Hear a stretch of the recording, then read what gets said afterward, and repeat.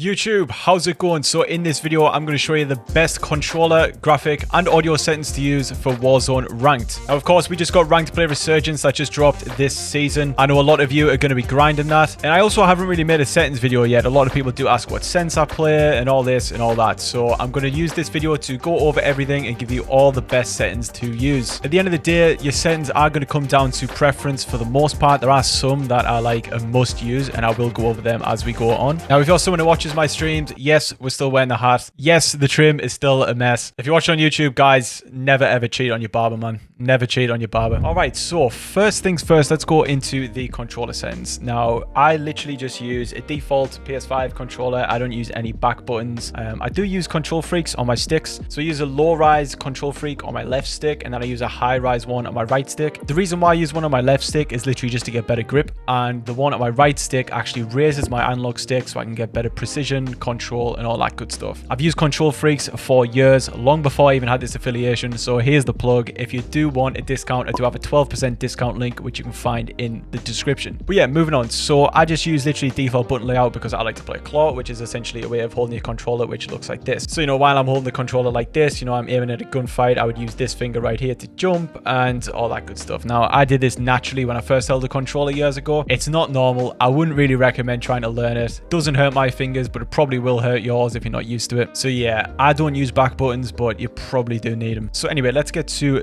the proper settings. Now, dead zone is a very, very important setting. I've been recently changing my sensitivity in dead zone quite a lot. Previously used to use DS4, tweaked a little bit of settings on there, but I've now got rid of that. So yeah, they've actually added a really good setting this year where you can now test your dead zone and you can see how much stick drift you actually have. Now, this controller that I'm using here is literally brand new. Wait, no, it's not. I'm actually using the wrong one. Hold up. Now, this controller that I'm using here, this one is brand new. I like to use a different controller when I'm playing on different games, so I don't wear the buttons in. I know it's a bit strange. So with this being a brand new controller, the sticks aren't really all that worn in yet, and I should have absolutely no stick drift at all. So if we say here, move the sticks, move them up, down, left, right, up, down. And if you did have stick drift, it would kind of fluctuate these numbers a little bit. It'll go from 1 to 2, etc. I feel like I've rambled a lot on this dead zone section, but there is so much detail to talk about, and it is so much more complex than people realize. I would recommend your dead zone to be anywhere between 1 to 5. I reckon the sweet spot for everyone is literally just leave it at 5. And once we get to the sensitivity section, I'll talk about this a bit more. Yeah, as for the rest of the dead zones, just copy them down. They're not really all too important. So moving on to the aiming sensitivity. Now, recently I just made a video where I tried out 2020 sense for the first time. I tried it out in Warzone and I tried it out in multiplayer, and honestly, really, really fun. However, there is no competitive benefit at all to being on 2020 sense. If you're someone who plays on a high sense, I would really recommend turning it down. Just for reference, I personally play 8.8 with 0.9 as my ADS multiplier. The setting is grayed out because I use custom sensitivity per zoom. So like when I use a sniper rifle, I can,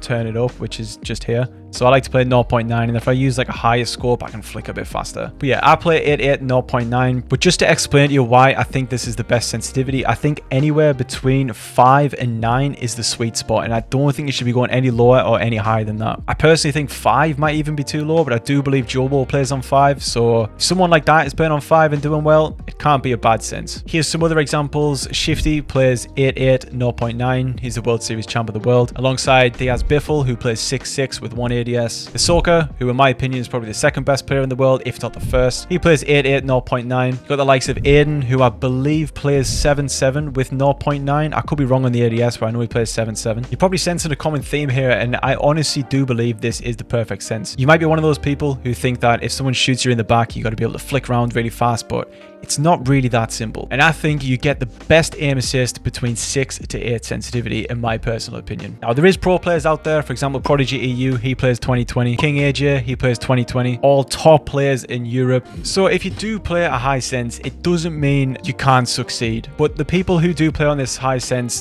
these are outliers. These are one of a kind of people who play this sense and pull it off to the top level. Your everyday person would be so much better off playing on a normal sense like this. And trust me, 8.8, this is still fast. You can still spin very fast. I turn on people all the time. Don't let that put you off. Yeah, I feel like I've spoke so much about the sensitivities and dead zones, but these are really really are the most important controller settings. We're going to fly through the rest and make sure you get them all down. Then we're going to go over to the graphic settings. Yeah, like I said, ADS sensitivity multiplier. If you play a higher sense, you probably want this lower. If you play a lower sense, you're going to want this higher, generally speaking. And yeah, aim response curve type, you want this set to dynamic. Every pro player is dynamic. I know they do have a new setting this year where this is like slope scale thing. I'm going to be fully honest, never even played around with this, never even seen anyone else really change this. So I think you're best off just leaving it at 1 to be safe. But yeah, all CDL pros, all Warzone guys, everyone's using dynamic. It's just the best for, you know, tracking players and just being a bit stickier. And yeah, like I said, I use custom sensitivity per zoom, target aim assist you want on, aim assist type default. Just really fast, I want to touch on this secret setting that people have been talking about recently, which is in the motion sensor aim. And if you go to motion sensor advanced settings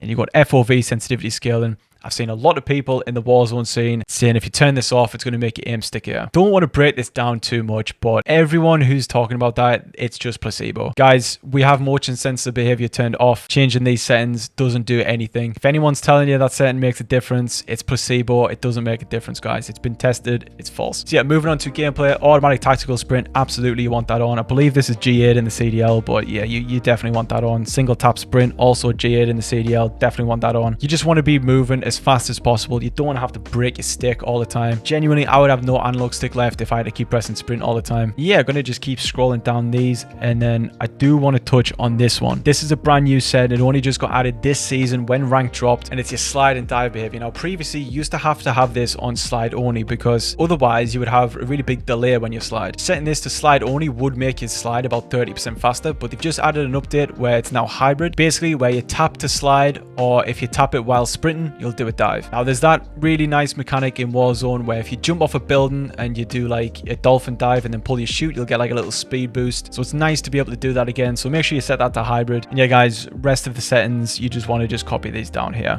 Prioritize interact if you play Warzone, tap to reload if you're talking multiplayer. And yeah, I think that's it for the rest of the controller settings. Now, I want to talk about graphic settings. Guys, if you play console, these display and quality settings, you know, it's going to be really hard for me to be able to tailor these towards a console. Full screen exclusive. If you are gaming and you are taking this game seriously, when you're playing, you want to be an exclusive. If you want to tab out, change to borderless, then tab out. Otherwise, you're going to get all kinds of problems. With me being dual PC, I want to try to play exclusive as much as possible. It hurts your input delay, you'll get stutters, you'll get hitching, all kinds of stuff that you won't even realize is happening. Especially if you want a lower end PC, you need to be playing exclusive. Trust me, it's going to make a night and day difference. And yeah, 240 hertz monitor, 1440p, you know how we do. And then yeah, go down, pretty much copy all these down. I don't really know what this eco mode thing is. It keeps resetting all the time. I would like to set it to custom, but honestly don't know what it does. Frame rate limit, set your menu frame rate limit to 60. This is just going to keep your GPU nice and cool while you're sat in the menus. You see here I'm at 45, and then when I'm in game it'll go up to about 65. Then yeah, the rest of it is, yeah, just copy that down. Now for the quality settings, I'm going to just literally fly through these.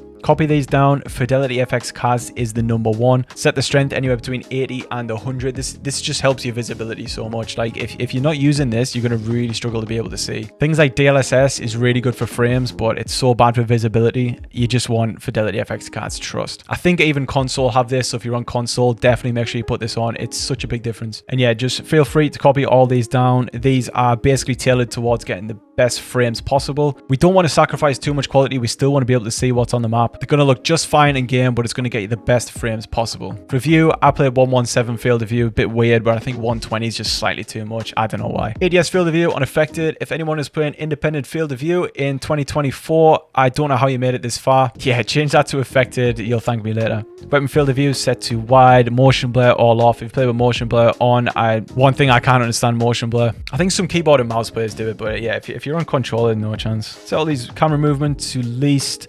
And yeah, just before we go onto the audio settings, guys, I do have some secret sauce for graphic settings. Now, I'm going to mention this guy a couple times in these next couple segments, but I use a filter by a guy called Art is War. This is basically just, it was designed for Urzikstan, really, just to make the shadows a little bit brighter. It's kind of cool. I've been playing around with it a bit recently. It does definitely look quite nice. He has a few different options, as you can see here, but if you check out his video on it, he'll explain it far better than I can. He'll show you exactly how to set it up, what it looks like, which one's best for you. However, if you don't really want to mess around with all that, what I would recommend doing is if you go to your desktop, you right click on it, and if you select NVIDIA control panel, you won't even need any of these filters. This is what I've used for pretty much the longest of times. So I've just turned off these filters now. As you can see, everything will probably look a little bit darker on your end, but if you copy these exact settings here, so set the brightness to 55, contrast to 55, gamma to 1.12, digital vibrance all the way up to 75, your game is going to look amazing in game. This is what I've used literally since I want to say the beginning of Caldera. This is the way to go. This is going to make everything look so much brighter. It's going to bring your game to life. You're going to see in the dark a lot better. And yeah, if you can't be bothered to install all them filters, just go to your control panel, set this on, and you're good to go. So last but not least, audio settings. Audio has been a really hot topic in the Warzone competitive scene recently, because there is some secret sauce for PC users. First things first, you definitely want to set your audio mix to PC speaker. This is going to make your footsteps loudest and clearest. I mentioned this guy called Art is War, and he's essentially known in the scene for having some godlike audio settings. He's got a whole guide on his YouTube of basically how to turn up enemy footsteps, turn down all the kind of sounds that you don't need to hear, just so you can focus purely on them footsteps. And it's incredibly OP, I'm not going to lie. It is incredibly overpowered. If I change to hi-fi cable input here, this is what his audio sounds like. But I'm going to be honest, on Fortune's Keep, this audio is way too good. So I changed the voice meter input, which essentially is default audio. I do actually use default audio now. I am preferring default audio because the footsteps with that Art is War audio is just too good. If you're someone who is watching this video and you kind of focus on multiplayer, you don't want to mess around with any of, you know, his kind of settings. They are just purely tailored to Warzone players and Warzone players only. Volumes and stuff, dialogue volume, I want to keep around like the mid-range because I don't want it to go over any kind of footsteps. Still want to hear it, but you just don't want it to be as loud as everything else. Effects volume on 100.